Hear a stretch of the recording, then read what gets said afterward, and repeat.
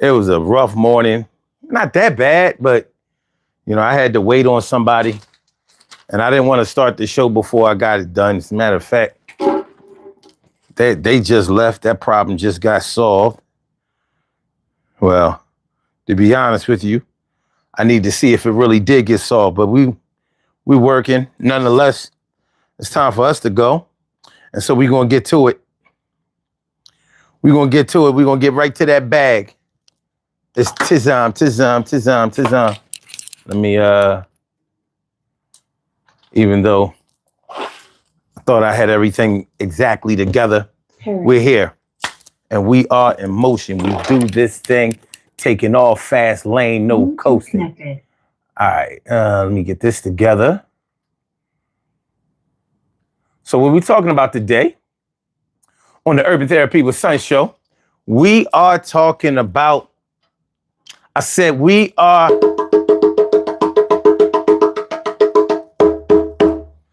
talking about dealing with not being able to fix it. Dealing with not being able to fix the problem. How do you deal? Matter of fact, let me hold on, y'all. Hold on. I need to make sure that I cover all my bases because I do not need to be ass out today. No. I need to get back on my grizzly. Let me just check one more thing, and we will take off and fly high. Take off and fly high, baby. We good. Levels is good. Levels is good. Levels is good. All right. All right. So we're talking about dealing with not being able to fix the problem. So whenever you have problems in your life, you know that we have to do something about whatever is making us uncomfortable, whatever is making us sick, whatever is making us broke, whatever is making us uneasy, the things that happen in our lives. Life happens, baby.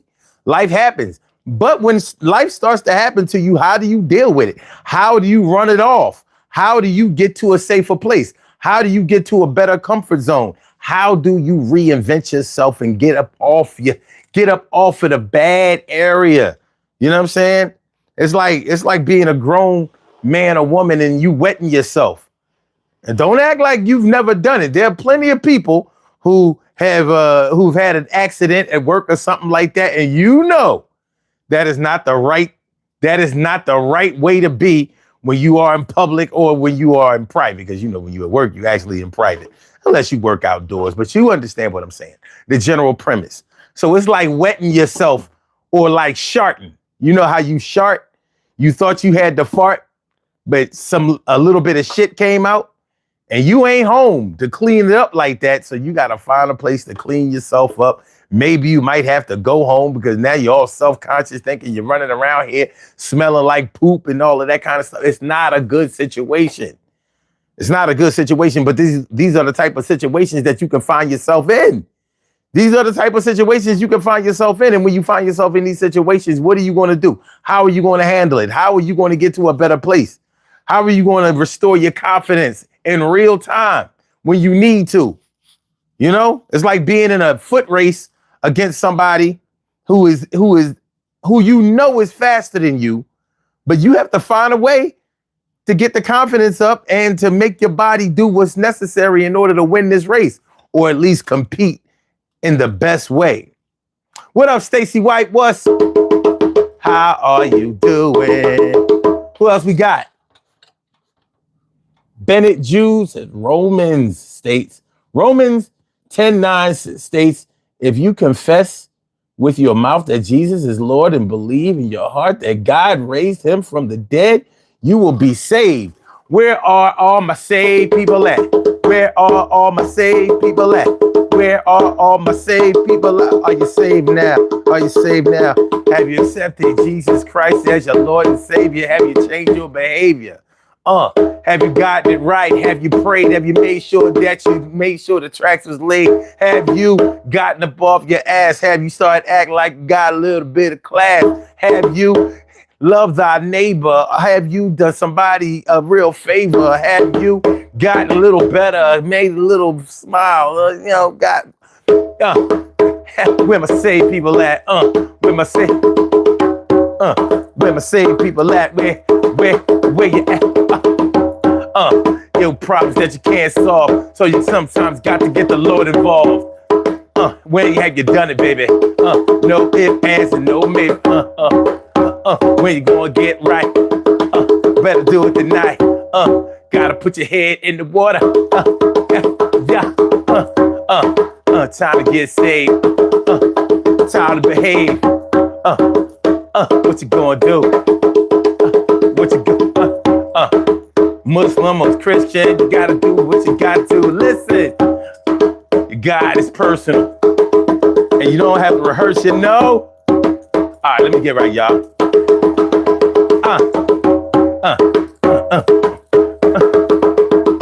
Yeah. I need y'all to hit that like button, baby. We're gonna get right. Problems that you can't fix. Problems that you can't. How do you handle it? Do you take it apart and dismantle it? Yo, that's my word, baby. Yeah.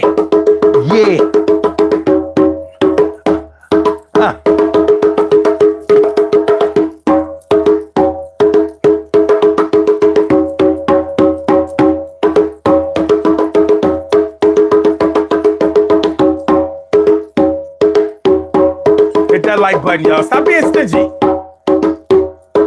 It's gonna be worth it. I can promise you that. So these problems that you can't solve, do you get involved? Call for some help. Try to improve your health.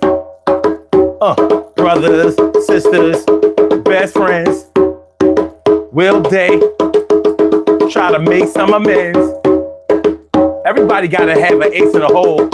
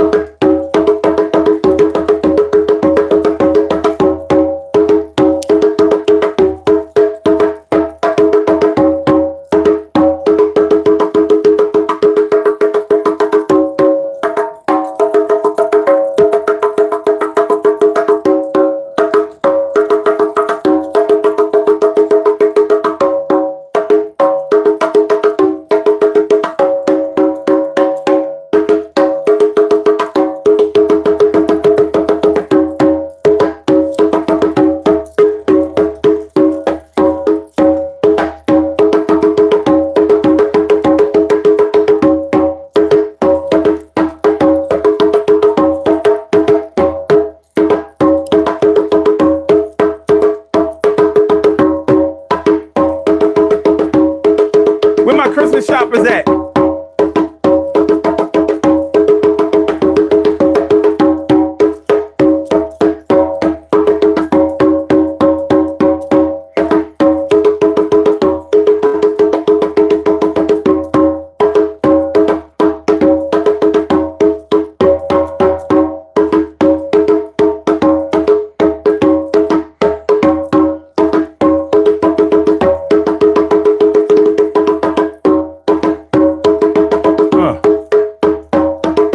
I like them drums emojis.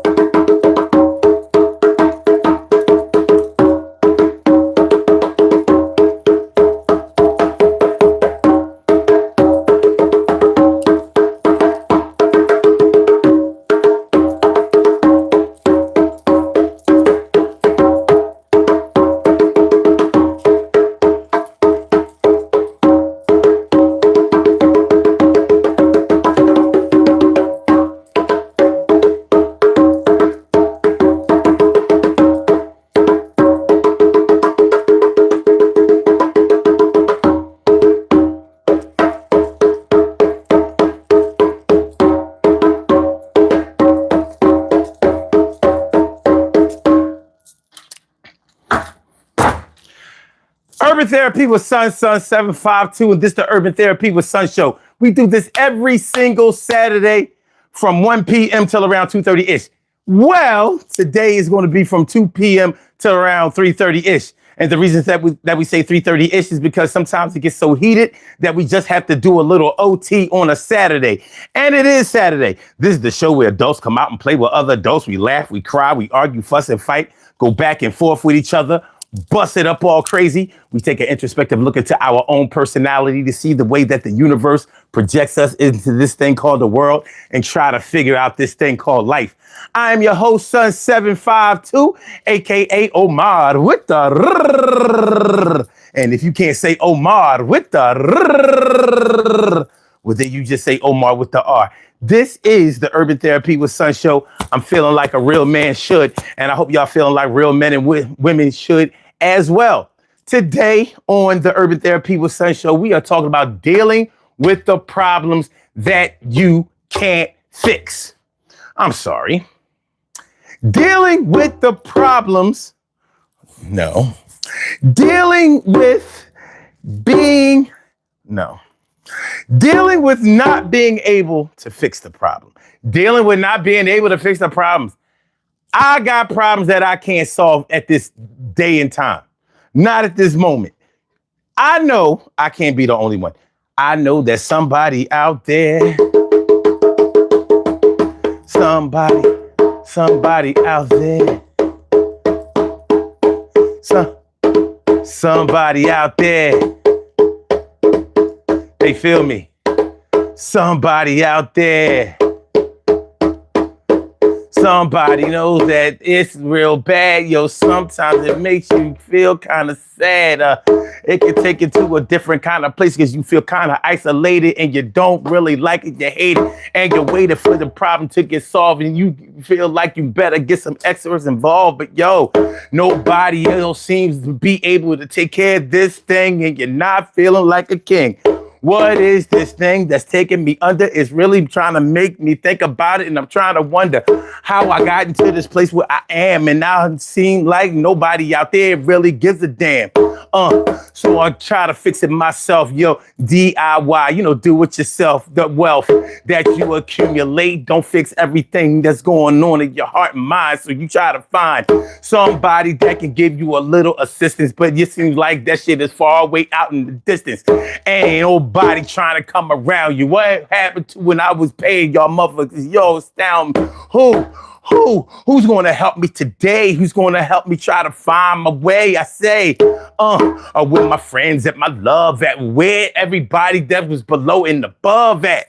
I used to have 1,000 friends. I used to be able to stop my phone from ringing. But now it don't ring no more. And I guess I'm not feeding motherfuckers, so they treat me like a whore. But it's okay. I ain't really fucked. I'm going to try to change around my luck. And I ain't ducking no smoke. But I'ma do it today. I'm doing it to death. It's no joke.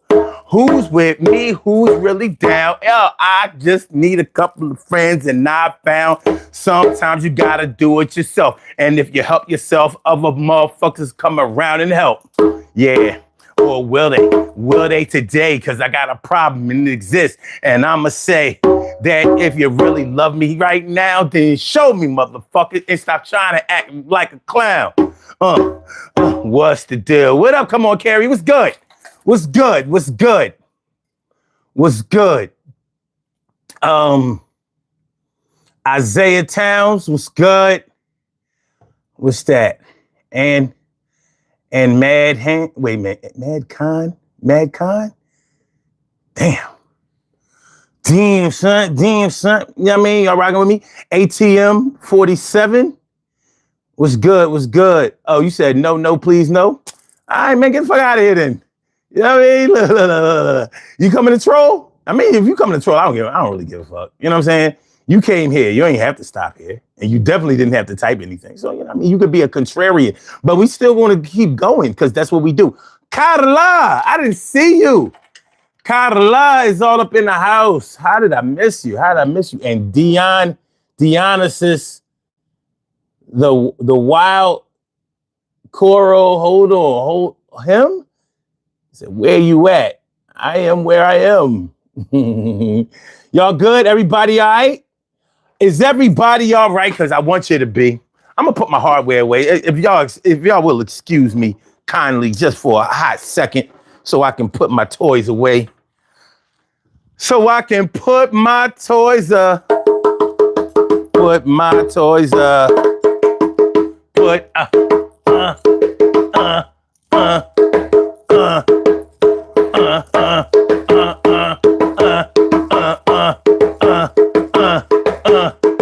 pause.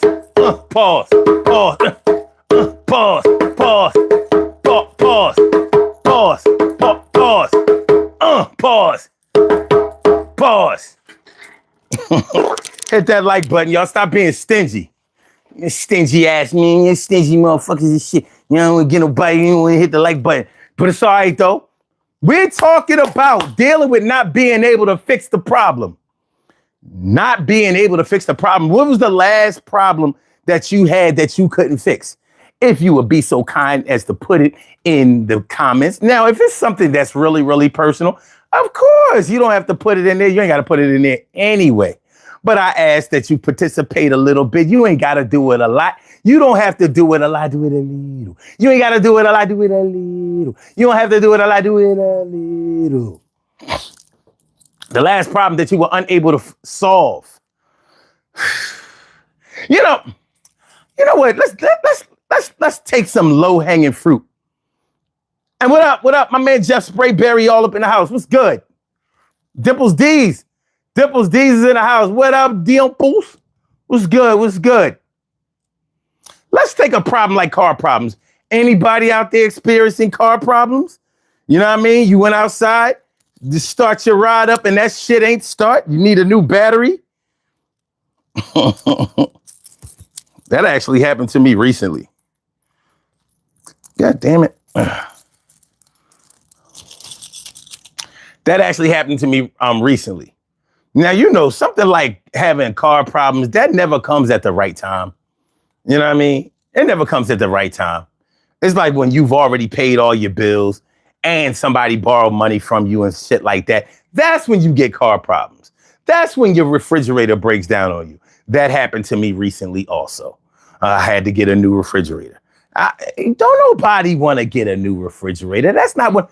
And see, when you have mechanical problems or problems with an appliance or something like that, washer, dryer. See, if your washer and or your dryer breaks down, you can easily solve that problem because you can go to the laundromat. Now, you might not like to go to the laundromat, but you can fix that.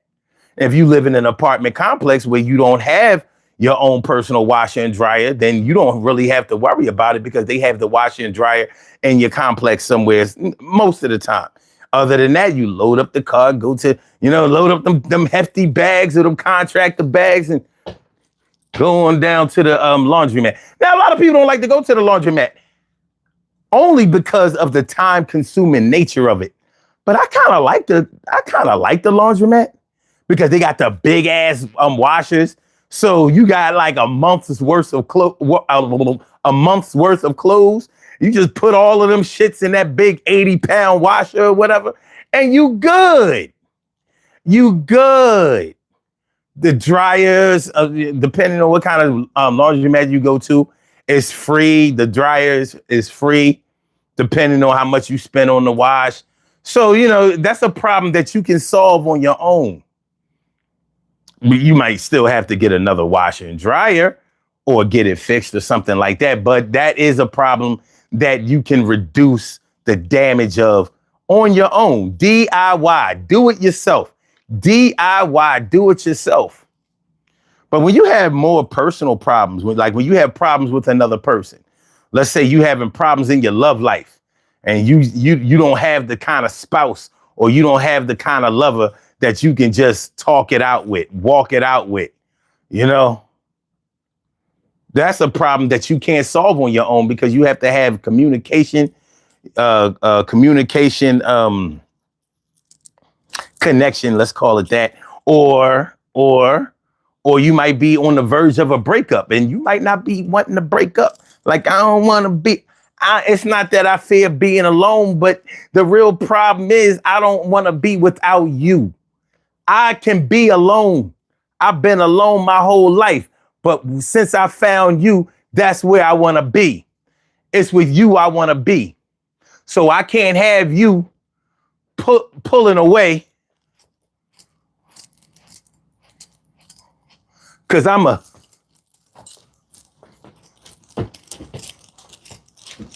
to try to pull you back in. I got to be the one in the front of the rope and the anchor man.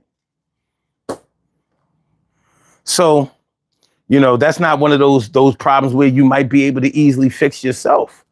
You might need, you might have to go to counseling, get some professional help, whatever it is that you have to do. Oh, I'm like, what's that white shit? I didn't know it was a label. You might have to find some assistance, counseling, therapy. I guess counseling and therapy is the same thing, but is counseling and therapy the same thing? Because you can go to your preacher. You can go to the preacher man, the pastor, for some counseling. But is he giving you therapy? Is he?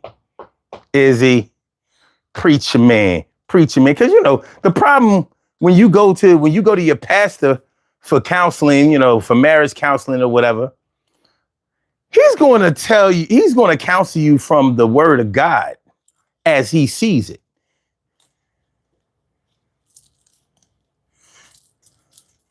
The word of God. Well, Pastor, the problem is he won't stop fucking these other chicks. I'm not sure if that's a divine issue. But shit, Pastor, I heard you won't stop fucking either.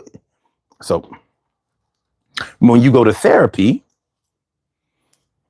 their job is to get to the root of the problem and solve it from layered process perspective. Hit the like button, y'all. Stop being stingy with the likes. Please. I ain't too proud to be humble. I ain't too humble to be proud. So, when you're dealing with a problem that you can't fix on your own, even when you've gotten help, like such as a help, I don't want to go too far. This is what I'm going to do. This is what I'm going to do. I'm going to take a seat.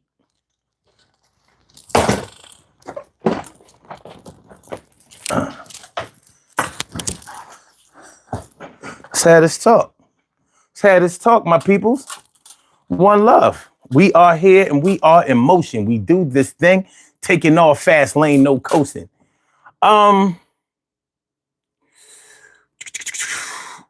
Thank you. Come on, Carrie. Topic: dealing with not being able to fix the problem. Where because when you are really dealing with something that's personal, call it. Wait a minute. Got distracted. She said, "You be wearing some nice hoodies, son." I appreciate that. And these old joints too. This joint old, real old. I mean, like back in the days. I don't know about y'all, but to me, the best clothes was the ones you bought when you ain't have no money. And let me explain why I think those are the best. That's the best time to buy some clothes. Because you make that shit count.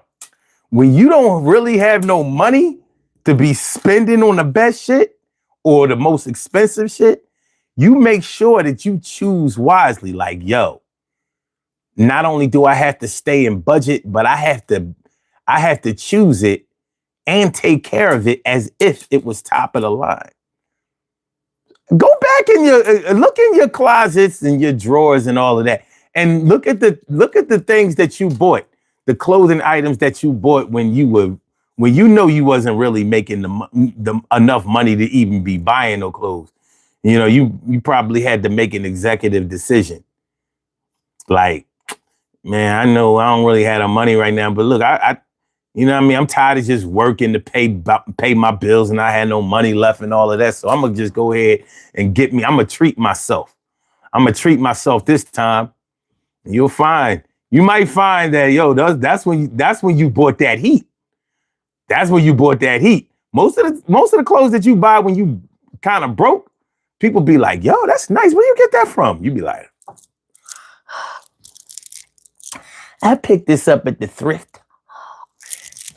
My people's got a little boutique across town.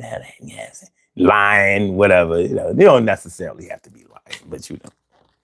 What you ain't tell them was like, yo, I spent damn near my last money on this shit. You know what I'm saying? I made the rent man wait till the 5th so I could get this shit. I had to go to an all black, white, purple, red, green, and blue party.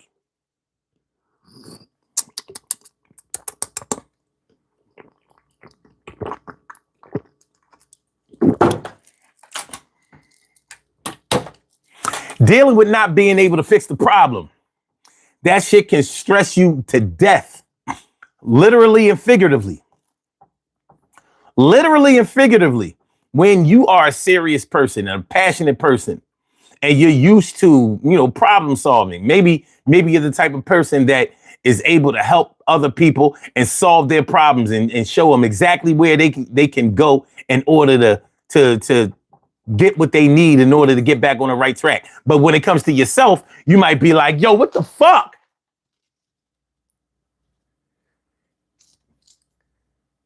I'm drowning over here. Don't nobody know how to swim?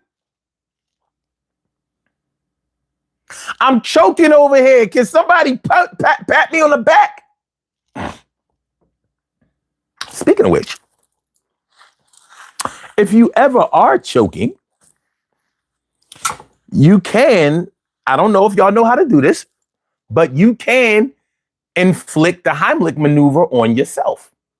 So for all of my people who live by themselves and eat by yourself, you know, y'all motherfuckers who y'all clumsy people who slip in the bathroom, damn near knock yourself out in the bathtub, come to like, oh shit, yo, I could have died in here. Nobody would have known for days until I was stinking. That's bad. But you can self-inflict the Heimlich maneuver. You have to, if you're choking, you should take a chair.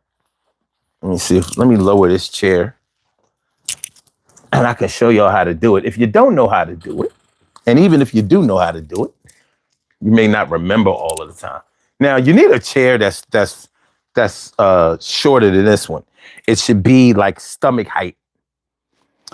And what you do, now, you know, if you're choking, you're probably going to be panicking, but you have to try to, you know, keep your wits about yourself.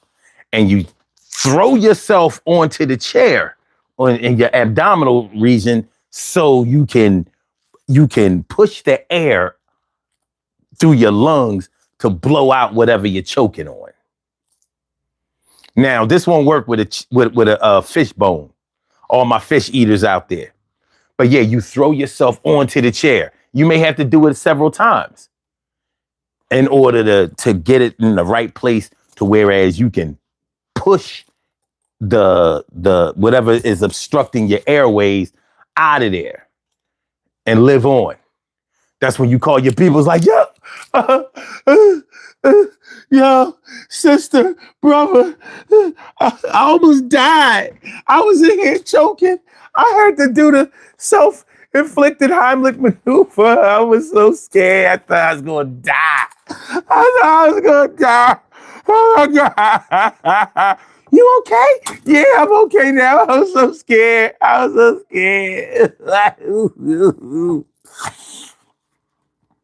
Yeah, but with a fish bone, it won't work because a fish bone is actually not big enough to obstruct your airways, but it will still scare the living shit out of you. Nonetheless, we have a call on the line. Check this out. You have a call from caller with the last number is 5639. Welcome to the Urban Therapy with Sun Show. What's on your mind this afternoon? What's good? I feel so attacked by these words that you're saying on this screen today. Like what?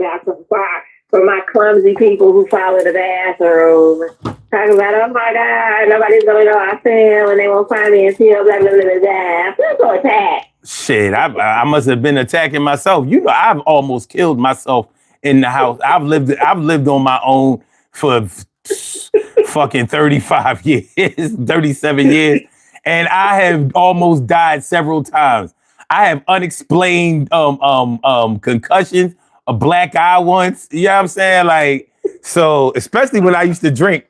Like, yo, my drinking days, I was like, the Lord made me stop drinking. Like, yo, nigga, you gonna kill yourself.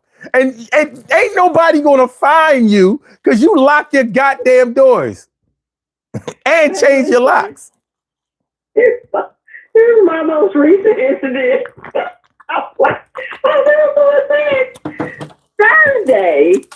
Thursday, I was absolutely delirious. And I was, and people were calling last minute for work stuff. And I always say I'm going to stop answering at 4:57. I'm not answering no more calls. So I always end up doing it. So somebody called. They had this long, stupid intake that needed to be done was for one of the attorneys, and I had to go to the bathroom really bad. So when I finally got off, it was like goals down. My bladder was like, "You are playing games with us." Wow, I get up and rush and slide on a rug. And I slide into the wall. I catch myself with my shoulder. So now my shoulder is injured and the whole side is bruised really, really bad. Looks like somebody was beating on me. And so, like, I'm back to not getting sleep because I can't get comfortable because that shoulder hurts so bad. That shoulder, the arm, everything is so sore. But I was telling my friend yesterday, I was like, I'm going to have to get rid of these little rugs sitting around here because that's about to take my life out. Like, that's why people who live by themselves don't need to have those little rugs sitting around the house. They're cute, but you don't need them because the sticky shit you put on the bottom does not work. Especially when you have a destructive cat tearing it up. Destructive cats. Unfixable felines. Yeah, I know all about it. Well, on a regular basis, see, unlike a lot of people, I take baths instead of showers on a regular basis. So, you know, the older you get and the heavier you get, getting up out of the tub ain't what it used to be. So that's why I purposely take baths, because I will always know where my health is if I take a bath. The day that comes when I'm like, yo, I can't, when I need to put the chair in the tub like a senior, then I know what's, you know what I mean? I'm not going to be able to deny what's up. But now, Kim, I need you to listen real close to this. You might deny it or you might say, well, I'll be goddamn. But all Leos have a problem getting up out of seats and couches and shit. So what they often do is if they sitting next to somebody, they will literally take their hand and use that person as a crutch and get the fuck off. Get the fuck up. It's a strange thing, and I know thousands of Leos, and they all do it. And I'll be watching this shit. I'll be like, does anybody notice this shit? They will literally use a person. They don't care if it's a stranger. But they don't get up like this. No, they gotta be on some old. So that part right here, that's a person right there.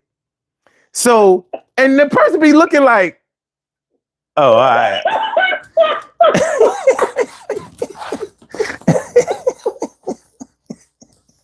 I hate you so bad. Okay, then you know what I'm talking about, because the shit is real. Listen, the ex was like, I remember one day.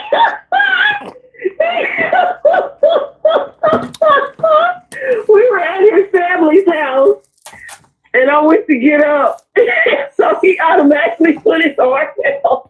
And his brother was like, what you doing? He's like, I'm an arm rest too. I was like, what? He was like, you always grab me when you get up every time. I was like, no, I Joey said, yes, you do. Yes, the I was like, fuck why you haven't you do. said anything? He said, I just got used to it, so I just didn't say nothing. I was like, what?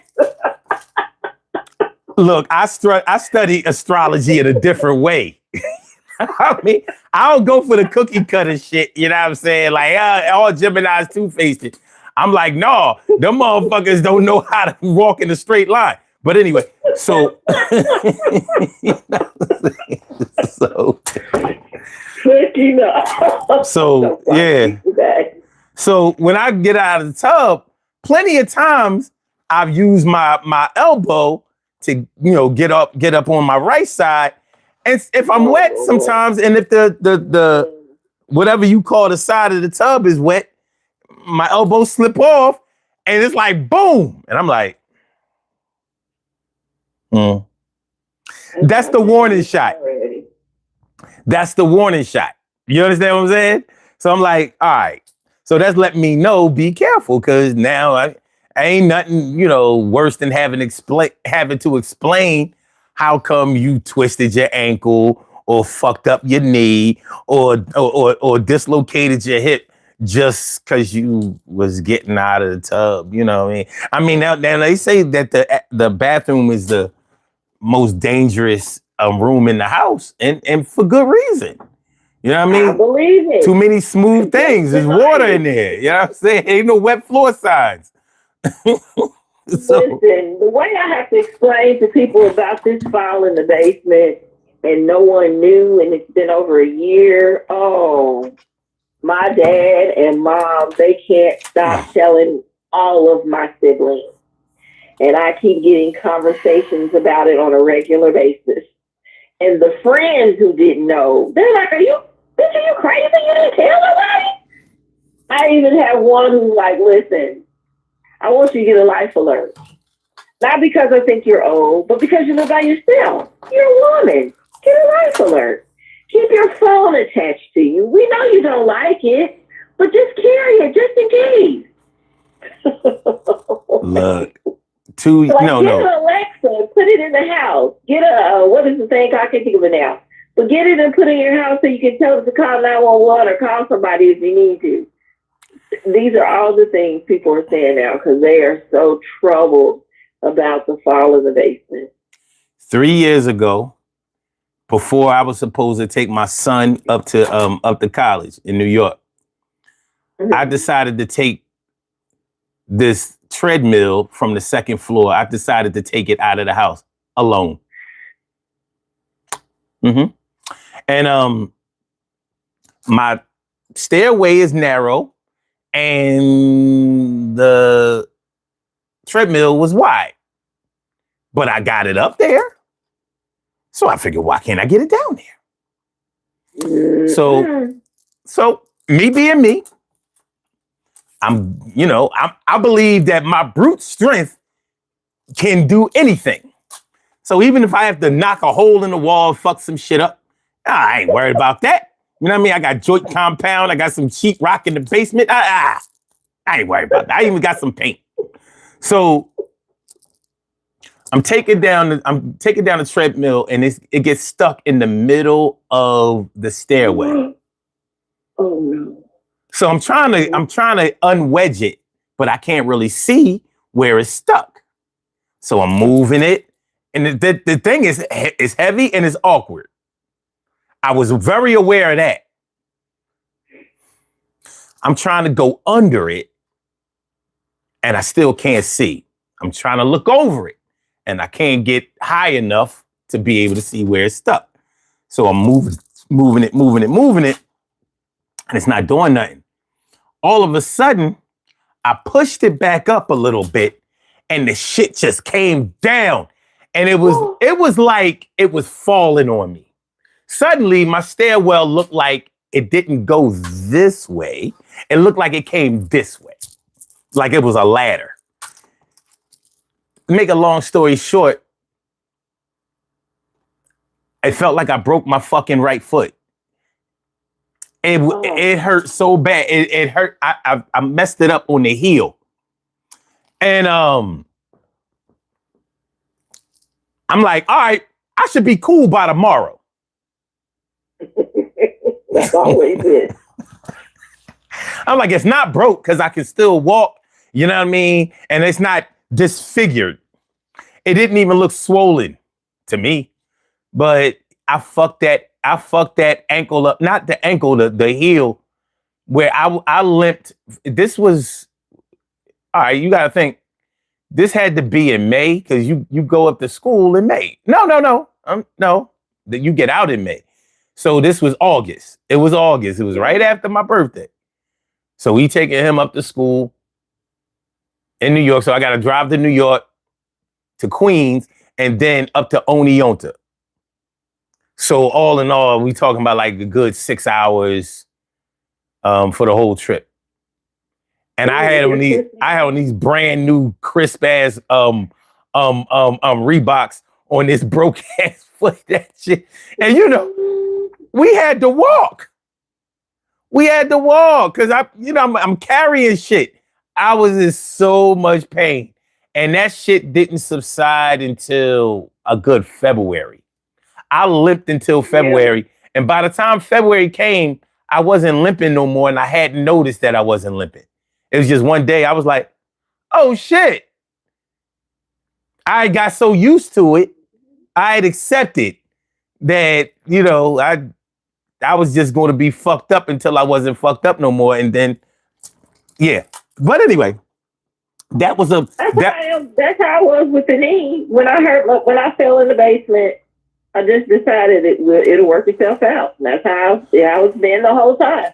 Again, it's not perfect, but that's how it's been the whole time. The same way you were like, I just accepted. That's how I was. And I am. That's what I am. So. Not being able to fix it. Yeah, there's some problems that you can't fix on your own. Sometimes you just accept it for what it is. But there are plenty of times when you can't do that. Some shit is just a little bit too serious for you, a little too scary, or a little too uncomfortable. You know what I mean? You can get comfortable with a limp, but you might not be able to get comfortable with an illness that is progressing. Yeah. You know what I'm saying? So, yeah, dealing with not being able to fix the problem. That can have a real, it can have a direct effect on, you know, your mood, the way you deal with people, your attitude, that just the kind of person you are. Because when you have something going on with yourself personally, whether it's a health problem or a home problem or a problem at work, financial or whatever, and you know how some of us are, we want to kind of get out of this rut on our own.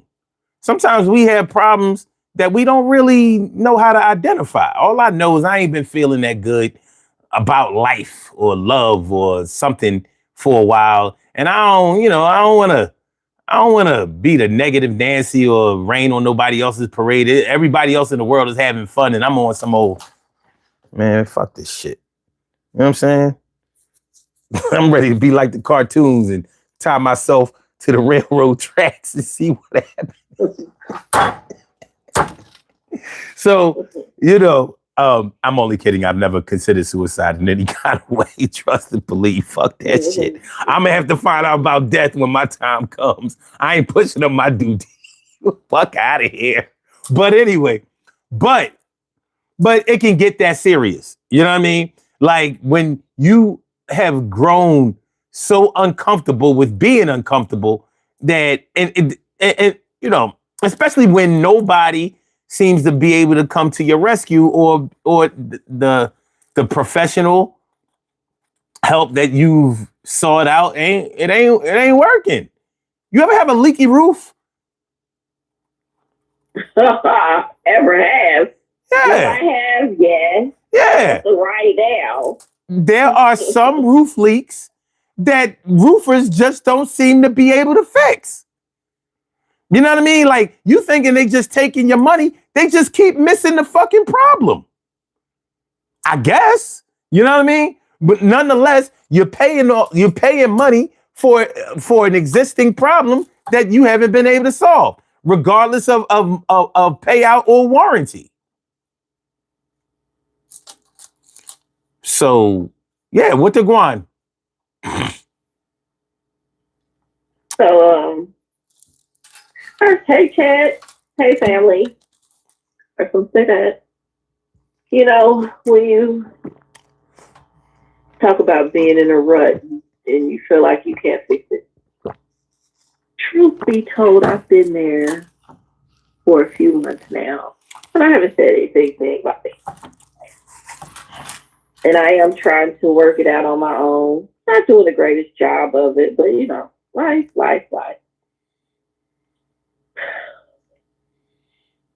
Some of it is because I know there's no easy fix. And some of it is I don't want to hear the suggestions by some people.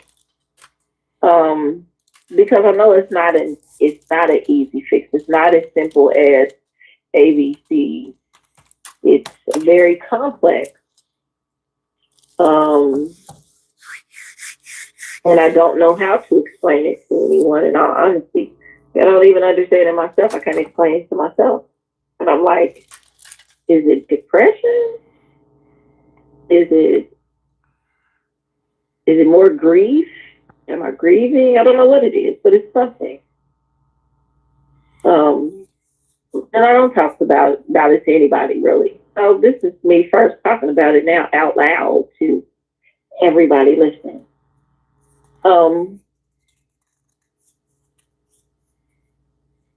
It is something like everybody, a lot of people come to me when they're having issues, and I can easily walk or talk them out of whatever, and everybody's going to feel good. But I'm in a place where I can't talk myself or walk myself out of whatever it is because I don't know what it is. I think it's a lot of things piled on, of course, but I don't know how to even separate one from the other to get to the root cause of whatever it is to begin to resolve it. I just know sometimes I'm just like, whoa, I just want to walk away from all of this. And I don't mean suicide. I mean just walk away and be like, forget it. I don't have to do this. I don't want to do this. I don't have to. And I think that explains some of the reason why my patience is a little shorter. That's why it was easy to end a contract that is the bulk of my cash flow, but I had to because it was not helping my situation. It was making it worse. It was just making a volatile situation that was making me mean. And of course, I was taking it out on other people who didn't have anything to do with it. I had somebody tell me that recently, and they even were like, they were so glad during this break we had from work during Thanksgiving that I got a lot of sleep because they were like, you just seem happier, your mood is better, you seem brighter, you're not as cranky. I didn't realize I was so cranky previously, but apparently I was. And I appreciate that because I was saying that's the first time in 6 years I had multiple days, consecutive days back to back free, where I didn't have to work for anyone or work for myself or do anything related to work. And I was able to just relax for a change. And that's what I did. But this thing right now, I think it makes it worse because I become anxious because I'm like, why can't I work this out? What is happening with me that I can't work this out? I'm always able to get out of whatever it is. And why can't I figure out what it is that has me feeling like this? So it makes it worse because I can't figure it out. It makes it worse because I can't resolve it.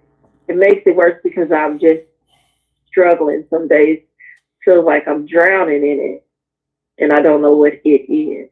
So, yeah. Nah, I get it. I mean, in different ways, almost everybody has been there. You know what I'm saying? It's just the way that it plays out. See, the frustration of not being able to get out of the rut or get out of the muck and the mire or not being able to solve the problem that you honestly believe should be easier to solve.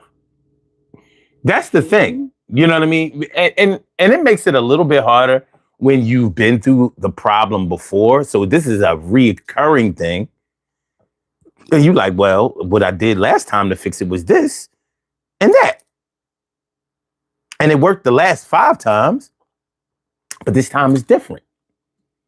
And it's not that it's really different this time, but you're different this time. You know what I'm saying? You're different.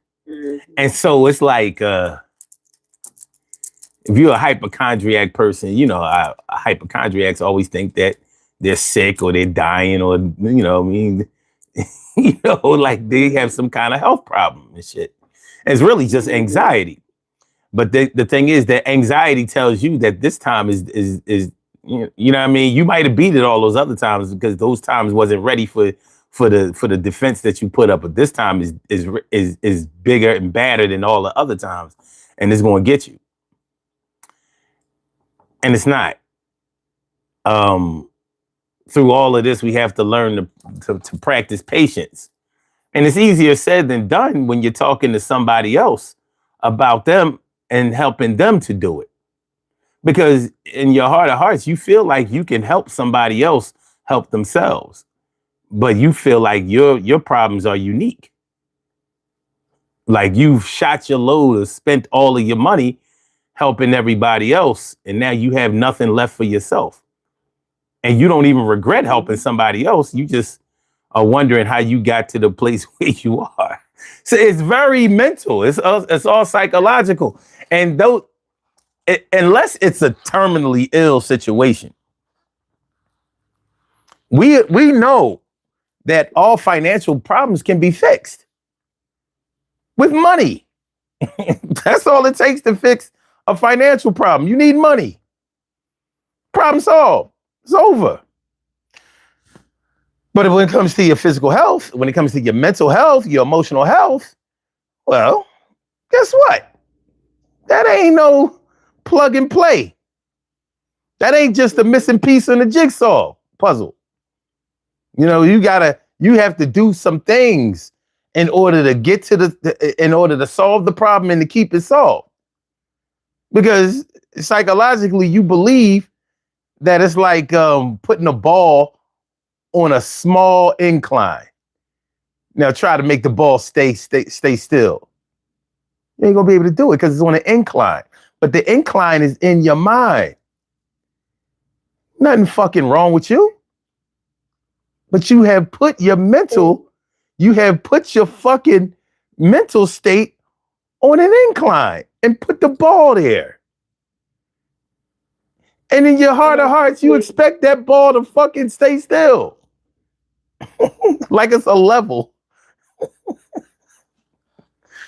And unfortunately, there are some people who feel like their answer is just pray about it. Just pray about it. If you pray about it, go to church. If you pay your tithes, it's going to resolve it. And it's like, no, it's more to that. That's not. I'm not saying you don't pray, but it's not that easy. It's not just that. Well, you got to have faith and hope and believe. Well, no one said those things don't exist, but we're human, and sometimes that's not enough. It takes more than that, and there's a huge community of people who don't understand that, and I think it's just because that's what they've been taught, and that's what they believe, and there's nothing wrong with it. Fine, but realistically, that's not the only answer. It takes more than that. And even a clinician isn't always able to assist because if nobody knows what's wrong, then it's not an easy fix. It takes more. And it may take multiple things at different times. And that's another thing. We struggle with that as people, as humans, because at the end of the day, I mean, this is how we're designed. And it is hard when you You don't have patience because you become anxious trying to fix it. You don't have patience because you want it to come to an end soon. So, and patience is different. It's your perspective. Because patience for one could be 24 hours, this should be done. 24 hours, I should be able to figure this out. And for others, it'd be 9 months. So that's the other thing, too. There's just no one route to it. There's no one anything to whatever these things are that make us feel like that. Mm-hmm. And like you said, money can fix a financial situation sometimes. Sometimes. And I think that's what people think is happening with me. Like, are you worried about bills and stuff like that because you ended a big contract? Of course that's there. So that doesn't make any sense to ask a question that's obvious. But that's not it in total, because before the contract, I was feeling like this. Mm-hmm. Before that, it was there. That just is another layer now. That's just another situation piled on top of it that I'm like, okay, here's something else for me to be panicked about. But that's not it in total. And so I think more people, especially now, are more inclined to draw it in and keep it to themselves and try to figure it out on their own, because you don't want to hear everybody. Like, I get it. I get it for even some people in bad relationships. They don't want to hear all the negative that comes with it, because unfortunately we don't just listen, add our 2 cents. We try to give an answer. Sometimes we just see that person using to vent for a moment. And so I have to ask myself, what kind of conversation is this? A really good conversation or a me commenting conversation? In order for us to get wherever we need to get. Listening, or me helping, or me commenting, or me adding my 2 cents when I speak to certain people, because I need to know if you just need to speak, if you just need to get it off your chest. So sometimes that's what it is. People just need to get it off their chest sometimes. Sometimes getting it off your chest is one thing. And the thing about it is, getting it off your chest doesn't always last as long as you need it to last. And what can happen is you can fuck around and start depending on that person to be listening to your crazy ass bullshit all the time. And I say crazy with the deepest of affection, because I believe that everybody goes crazy at least 4 or 5 times in their lives. Some more than others. But huh? I think that's interesting. Yeah, because I mean, there are going to be times in your life when you're going to have bouts with anxiety. You're going to get in some trouble that you're going to dig a hole for yourself that you haven't been able to climb out of. And there are going to be times when you're going to be so ashamed of what you've done. Even not saying that it was all that bad, but it's to you it's bad because you ain't had no business doing it. And that makes you feel more and more isolated, which causes even more anxiety, because now that can have an effect on your ability to seek out help from somebody, because you might not want to give them the details of how you got into this shit in the first place. And then, it's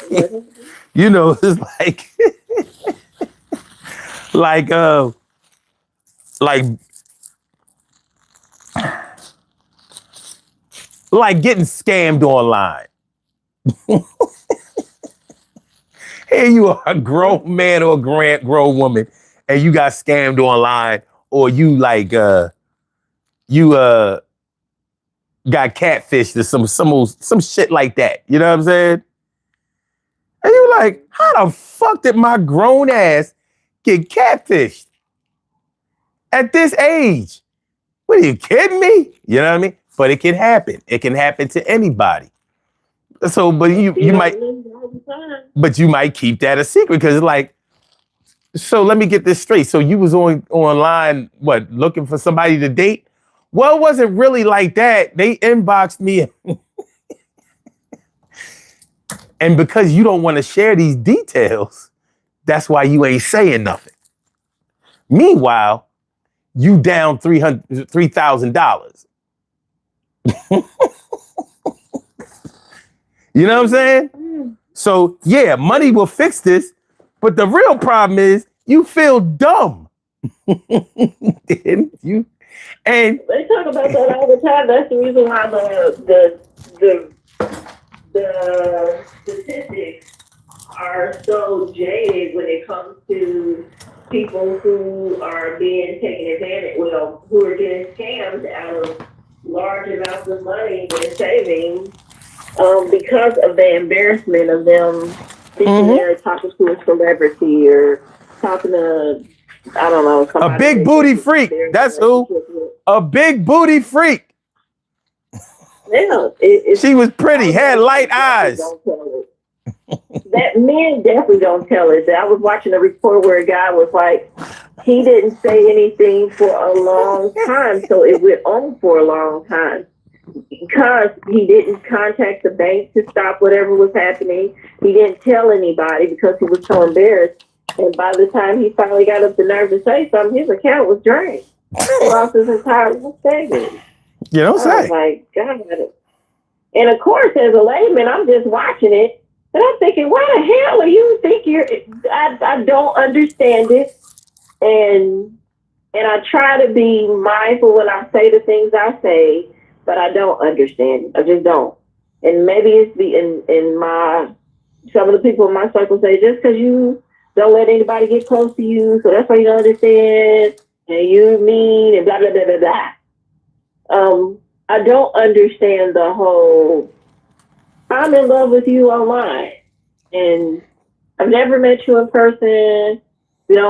I've never seen you, da da da da da da da. But I just love you so much. I'm going to send you my money. I don't understand. I could know you my whole life and see you every damn day, and I'm just not giving you my money.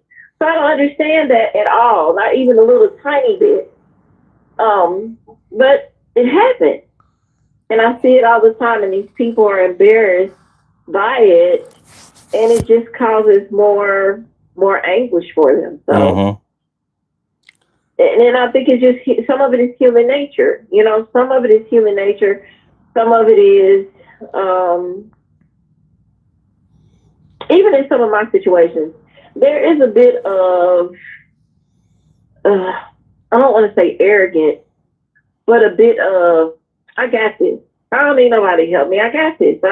I've been living life long enough, doing this by myself. I got this kind of thing in us as humans. I think that exists too. I'm not saying in everybody, but there's a bulk of people who really are like, look, I'm not telling anybody shit. I will work this out and figure this out. They're not going to be helpful, so I'll just figure it out by myself. And I have a little bit of that in me. Whereas my son says it's pride. Oh, you're just prideful. I don't think it's pridefulness. I think it's just that, look, everybody is dealing with their own stuff. Like even, I don't tell my dad a lot of stuff because I have a sister who is ill. And he's dealing with that. He's dealing with mom and her situation. He's dealing with his own shit. My dad is in his 80s. I'd rather not put anything more on him if I could avoid it, you know, because he's already dealing with 3 different things that are concerning to him. And not that he has any health issues, but he's always concerned because, listen, he fought cancer and won for decades. But now that he's older, there are a lot of concerns there. Not that he's seeing any signs, but he's just concerned because he's older.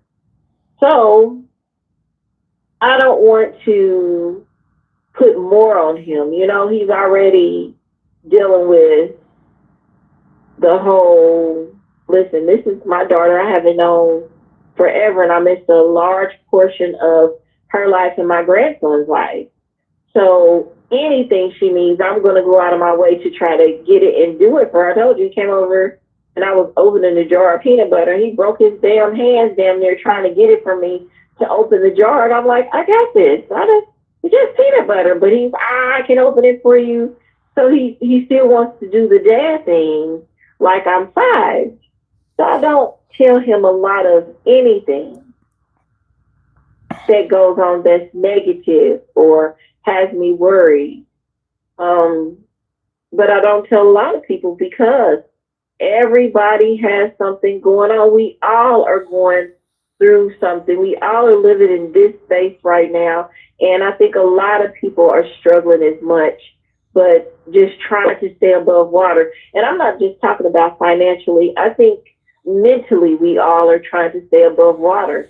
Because even if we want to turn off the television, the radio, and shut everything out, we exist in a space where we don't have that freedom to do that. We're not privy to shutting everything out and just existing because everything around us is burning to hell.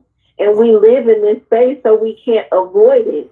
So I believe everybody has just fatigue from the past 6 years. Everybody is dealing with the fatigue from that. So, no, I'd rather not add more to anybody else's list. Yeah. Yeah, I can totally understand it. But see, the isolation part about all of this is what what can stop you from being able to solve a lot of problems. You know what I'm saying? But even in situations where you're able to share your experience with other people doesn't necessarily mean that you'll always be able to share. I mean, to solve the problem because you may be surrounded by people who don't know how to do shit or they don't know how to do what you need them to do. You understand what I mean? Like one time, this was before I met you. That's been a long time then. Yeah, this was 2007, and I was trying to put together this like short movies. Now this was before. This is when I was using actual camcorders and shit. You know what I'm saying? Like we wasn't in the smartphone regulatory age or whatever. So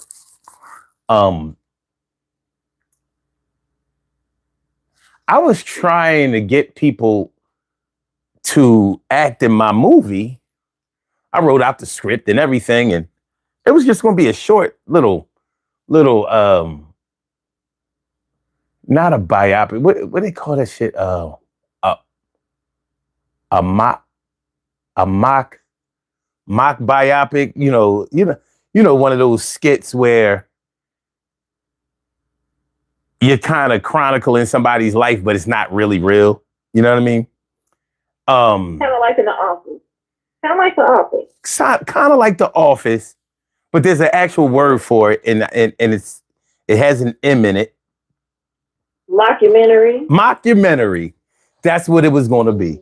It was going to be a mockumentary. Thank you, Kim. Good vocab there. That's good. That's good. And so I say other words besides fuck. Yes. I'm just saying. Listen. One thing about vocabulary words is you get them while you got them. Because when they ain't there, they ain't the fuck there. You know what I'm saying? You be there, feeling stupid that you can't remember this word. But and I do that often. So my sister was going to be in it. 2 of my brothers was going to be in it. I had a dude that I was in a movie with in it and all of this kind of stuff. And I quickly realized that it wasn't going to work because I wasn't dealing with professional actors. You know what I'm saying? So I was dealing with people who could act, but I was going to have to do a lot of work to get them up to speed and to make them serious about the project because I wasn't in a position to pay anybody. So what I was going to do is make the movie and enter it in one of those film festivals. Because if you've seen the garbage that has won those in those film festivals, I'm like, oh, I know I can beat that shit. You know what I mean? Like, I've literally seen there's this director made it all the way to Hollywood. His name was Tim. What was his last name? Tim something. And he had a bunch of little DVDs working with kids and all this kind of shit. And he won all of these awards for these little short stories. And I was like, this shit is ass. Most of them, you could tell it wasn't even scripted. He just did it on the fly. And he was winning. So I'm like, you'll be getting 25 grand here, 50 grand there. I was like, bet. We'll go ahead and we'll make these this little short film, and this shit'll be hot. It might even take us somewhere with this, and then y'all get paid from that. But motherfuckers got jobs, they hanging out with their friends, they getting high, they blah, blah, blah, blah, blah. They was the only serious person about it was me. And I wasn't but so serious because I was drinking at the time, and you know what? This must have been 2008 because I wasn't working. The whole 2008, I didn't work. I was independently wealthy at the time. Dead broke the next year, but I was independently wealthy.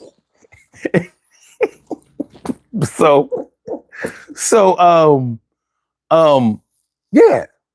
So it wasn't going to work.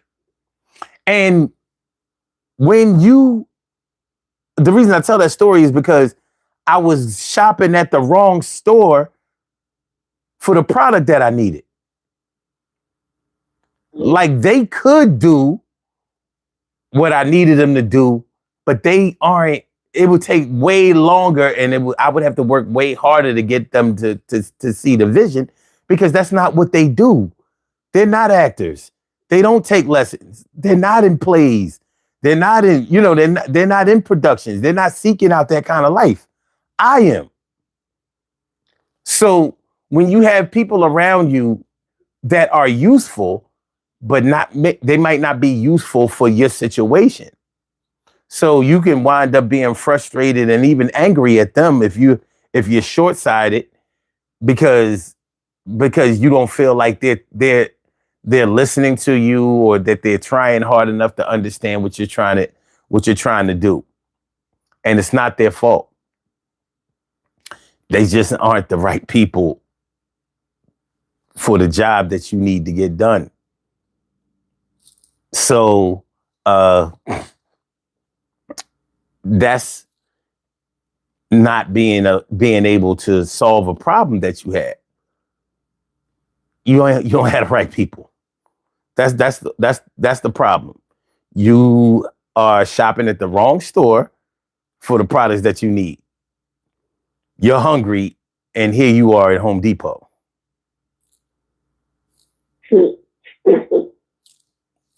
I don't know what to tell you. You want to snatch a bag of chips out of somebody's hands or some shit like that, but they don't serve food at Home Depot. You can get a microwave, but there ain't gonna be no food in it. Mm-hmm. So, so that can be one of the things that can put you in a situation where you now have a problem that you can't solve, but you could solve it if you went to the right people. Now, there are reasons that people don't go to the right people. Like, you look at Donald Trump and his cabinet, he doesn't seek out the right people for the jobs, because then he'll have to actually deal with people who want to follow the rules and will insist. Rule followers? What? No. That would never work with him. Doing the right thing? Are you kidding? Oh, no. Yeah, because then you won't be able to just point and click and get people to do what you ask them to do, because they're gonna be like, no, Mr. President, we can't do that. That's not right. That's unconstitutional. They ain't gonna do it. But these able-bodied people who are not qualified, can do the job that you want. They're just not going to do it the way it's supposed to be done.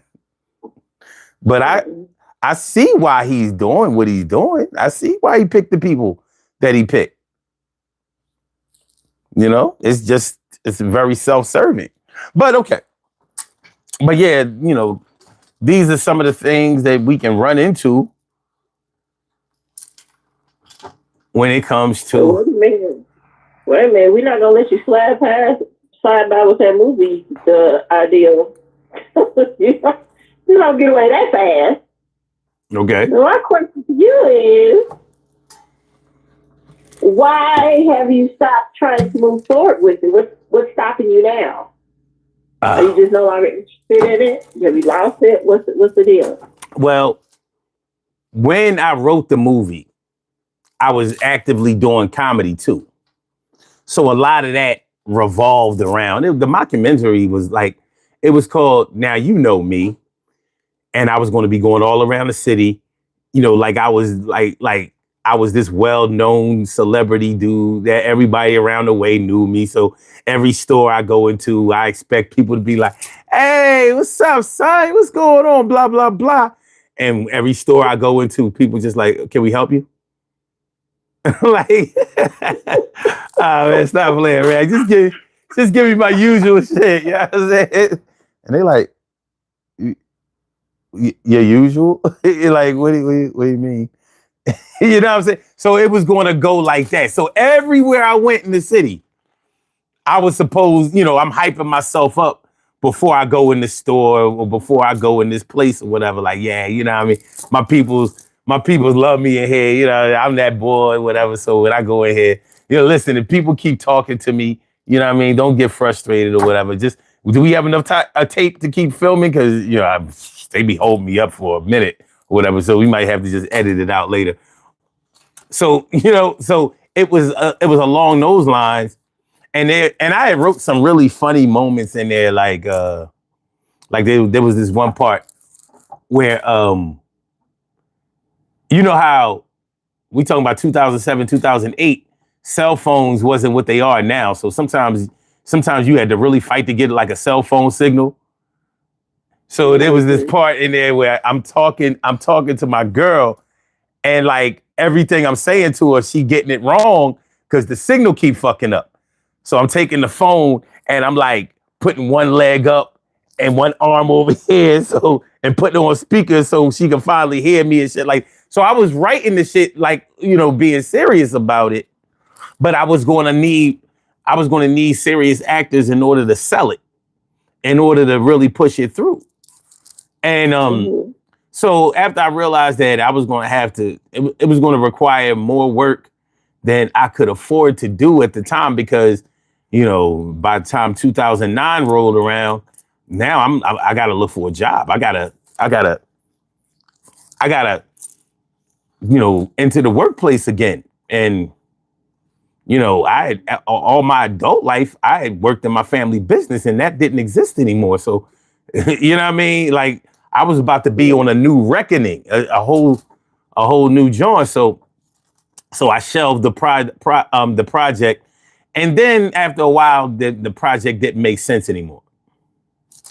You know what I mean? It was years later, and you know, I'm not doing comedy actively like that anymore, and I'm older. You know what I'm saying? So my ideas probably were better than they were years ago, when I was too lazy to rewrite everything or start all over or do a new movie and all of this kind of shit. So the project just got shelved. That's what happened.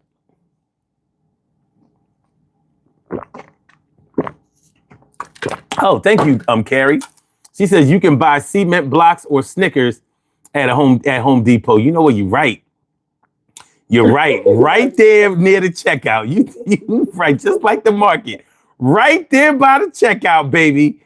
And a soda. You ain't never lied. So I could definitely take care of my sweet tooth at the checkout. Thanks. You're right. Trail mix 2, sesame seed 6. Do they have that? Okay. All right. Yeah. Well, some of them, no. I'll just give me a $3 water. $3 Dasani. This is great. This is great. Well, you're going to hate what I'm getting ready to say to you. I already know you're going to hate it. That's all right. I know it in advance. But if you still want to do your mockumentary, you can. You just have to use a resource that you don't want to use. But you still can do it. Yeah. You're right. And I would have to use a resource that I don't want to use. And that's why I ain't going to do it. My first project has to be organic. I'm sorry. It has to be. You know what I'm saying? Like I could get into the other stuff later or use AI as like let's say if I wrote a song and I would have to do the production organically, but I could do some of the production, like maybe background vocals or something like that. AI. I wouldn't have a problem with that. Like the chorus could be AI, whatever. Or like some ad libs and things like that. But I wouldn't be able to, like, it has to be my project first. It has to be 100% my shit before I go with it's got to be organic before I can GMO it. But that's personal because I have to prove to myself that I can do it before I allow a service to do it. I have to know that I can do it. You understand what I'm saying? Like, it's just like, if somebody fixes something in my house, I'm going to watch and see what the fuck they doing. Because I want to know. Not that I'm going to do it myself. I'm not going to remember every step of the process. But I want to know, what the process is of what you're doing. Because, when you don't know how something happens, it's like back in the Bible days and they just blamed all unexplained things on God. Yeah. So the wind blows, God. It rains, God. Flowers grow, God. That's why I said what I said. Look. You just Noah. Tell from people because that's where they go with it. Noah kicks Ham out of the crib and blames him for creating black people. God, for seeing him naked and drunk. God. So yeah, for my first thing, I have to do it organically. We can take shortcuts after that. So, but anyway, yeah, dealing with not being able to fix a problem, man. Even on the financial side, when you, like, I know about it, working at a job where you're not really making good money, and if you're in that position for too long, you start to make yourself believe that everybody is secretly in that position as well, and they're not. You know what I mean? But you have to get up out of that situation, and you may not see your way out of that situation because you can get stuck. You can get stuck at a dead-end job and really make yourself believe that the future is going to go this way. God forbid you get into a position where your income is based on those yearly mandatory increases. 1%, 2%. You know what I mean? Shit ain't no fucking money. It ain't no money. And there are millions of people who are stuck in that rut. And so you start staring down the barrel of believing that the rest of your life is going to be a struggle. Living your whole existence is centered around the next tax return. Fuck that. Yeah. You know what I mean? That but you can get stuck there, and So you got to help yourself out or try to get some help. And when you don't see any help, like, your own stubbornness can come into play because maybe you don't want to seek out another job or work in another profession because you think that you should be getting paid what you want to get paid in the profession that you have. So you make excuses for not elevating or exploring or testing yourself because you really just, you're a little fucked up. For real. A little fucked up. Not as fucked up as far as being a bad person, but you're in a fucked up position that you're not working very hard to get up out of it. By the way, what's up, my man Time in the chat? You know what I mean? I didn't get a chance to holler at you. Thanks for coming through, my dude. Appreciate you. But yeah, that's a fixable problem that we don't always do all that we can to fix it. And it can, it's definitely not going to help us out a lot. That part.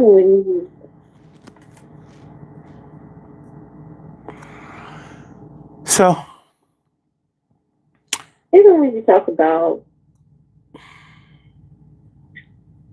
these different things, even the career, that kind of thing, I'm in the process of trying to pivot a little bit from things that I'm tired of doing, and I want to do something different. I want to explore a new something, which, of course, at 54, people are like, are you insane? That's not the right thing to do. And I'm like, listen, we have no guarantees anymore in anything. I do not want to be in the same place trying to figure it out when it's not existing. I need to move with the times. So I'm trying to learn some new stuff so I can stay abreast of the changes. And it is not an easy thing to do.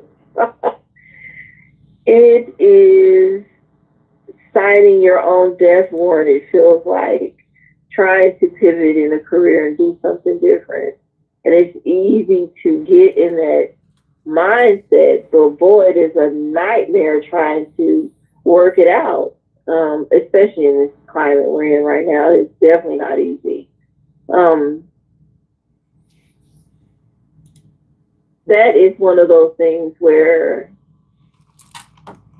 you can't get help with. You don't know how to figure out what next. What do I do next? Because I'm there.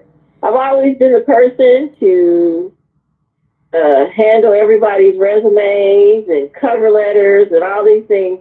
And now I'm looking at mine every day like, what the hell is wrong with this thing? And I can't figure this out. Because it's so different now. It's the change in life happens, and it's happening more rapid now, more rapidly than we've ever experienced, it feels like. And it's so much new, whatever we want to call it, that I think that too also has people feeling like, how do I get help out of this? Because no one knows the answers.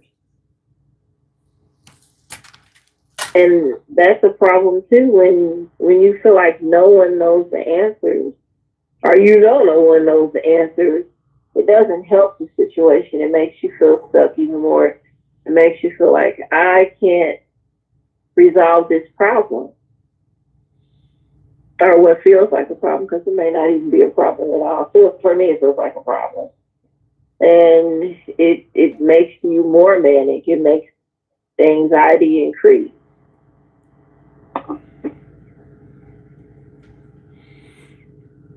Yeah.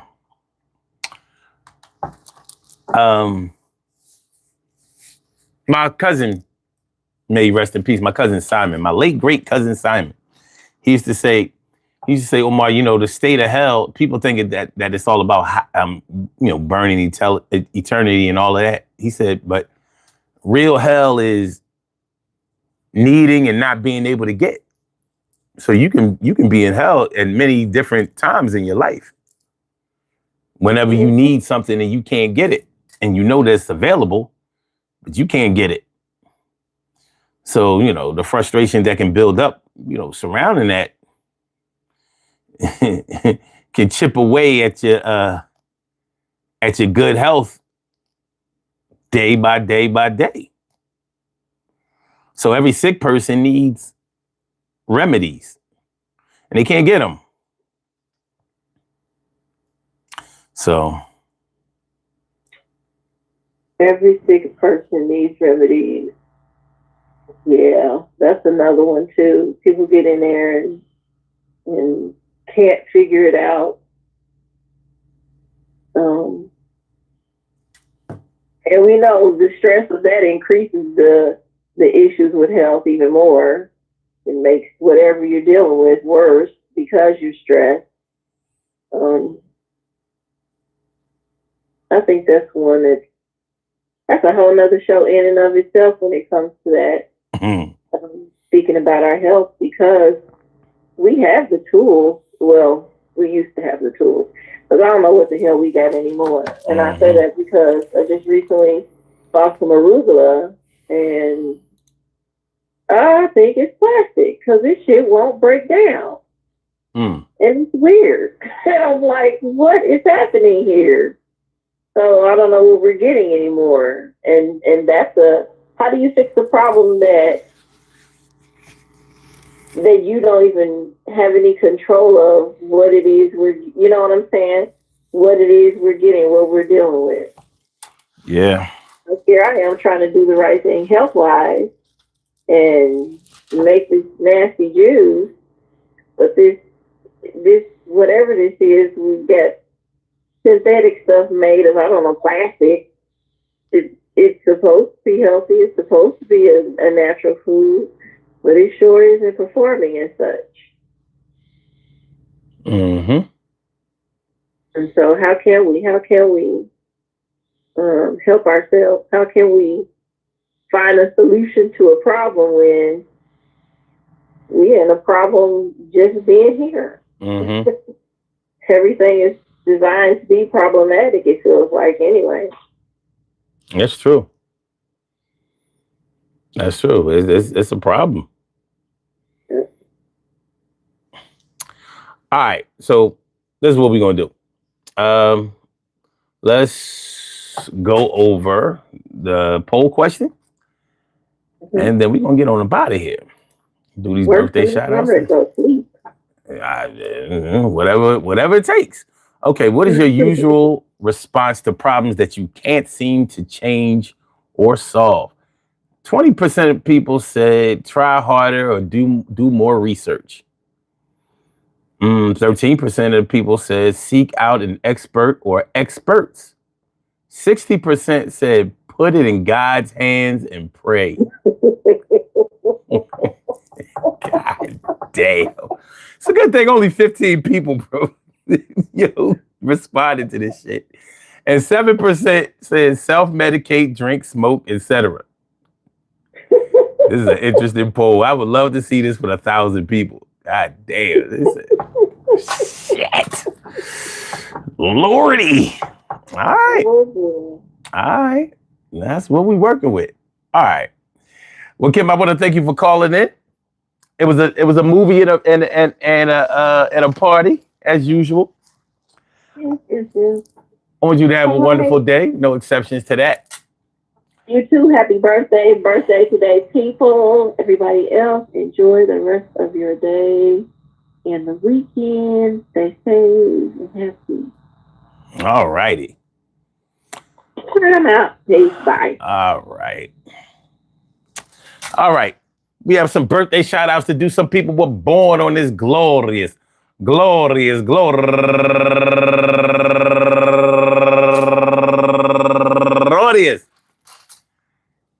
December 6th, and they deserve to be acknowledged. So let's go about our business of acknowledging them and making them feel special because they are special, because they are special, because they are SPECIAL.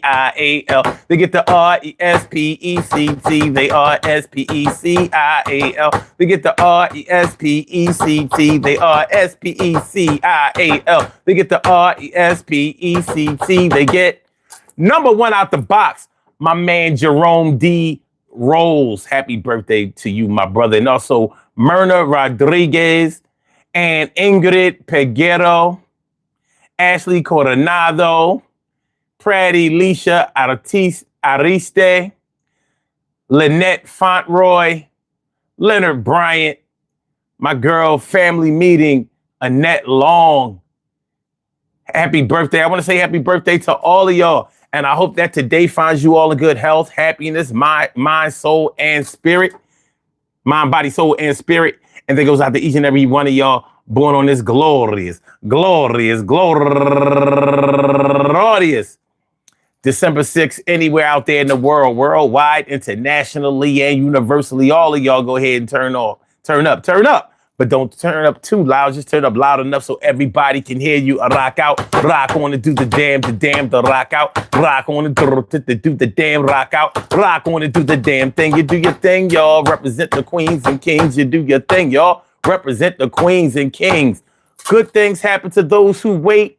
Great things happen to those who grind. And anything can happen to those who go for theirs. So go hard, go for yours. And remember, man, listen, we all got problems that we can't solve. Sometimes we have to get the whole team involved, but the love that we share just isn't really there. And we gotta wait a little while longer for someone who cares. And I dare you to try to make it happen yourself. Sometimes it's not going to make it. Your wealth is not large enough. You're kind of small, but it's okay because it happens to all of y'all. And you still stand tall, yo, grab the ball, shoot it in a hoop. If it misses, yo, do it a loop, which means you do it over and over again. And best believe your mechanics are going to get much better, my friend.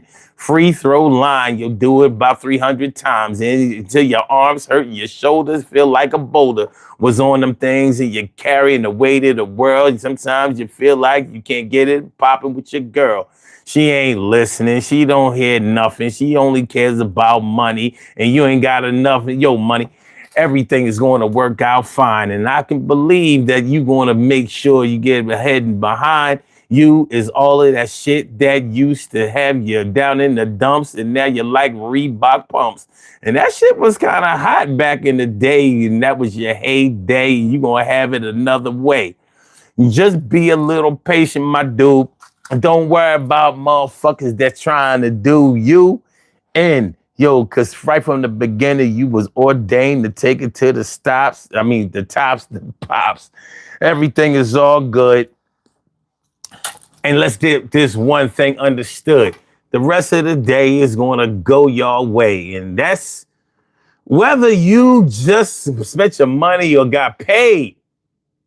Peace to all my day ones, my everydays, and my brand news. I love y'all to death, resuscitate y'all, and love y'all right back to life. We will be back tomorrow on time, on time, on time, on time, on time, on time, on time. Y'all have a good night. Hit the like button, share the show, subscribe to the channel if you haven't subscribed to the channel yet, and be the best that you can possibly be. One love, y'all. Peace.